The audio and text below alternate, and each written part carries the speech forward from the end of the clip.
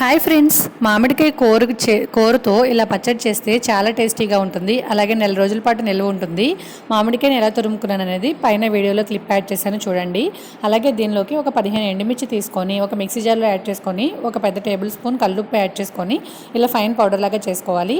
ఆ తర్వాత ఒక టేబుల్ స్పూన్ ఆవాలు అలాగే ఒక పావు స్పూన్ మెంతుల్ని డ్రై రోస్ట్ చేసుకొని పౌడర్ చేసుకొని పక్కన పెట్టుకోవాలి. ఇప్పుడు ఈ కారాన్ని రోట్లోకి యాడ్ చేసిన తర్వాత దీనిలో ఒక 10 వెల్లుల్లిని వేసుకొని కచ్చాపచ్చగా దంచుకోవాలి. ఇప్పుడు దీనిలోకి మనం ముందుగా ఫ్రై చేసుకొని పౌడర్ చేసుకున్న ఆవాలు మెంతిపిండిని వేసుకోవాలి. ఇలా మొత్తం అనేది దంచుకున్న తర్వాత ఇప్పుడు తురుముకున్న మామిడి తురుముని వేసుకోవాలి.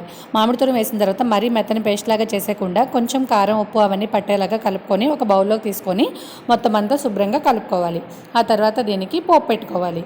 ఇది వేడివేడి అన్నంలో నెయ్యి వేసుకొని తింటే సూపర్ టేస్ట్ ఉంటుందండి. పైన క్లిప్ యాడ్ చేశాను చూడండి.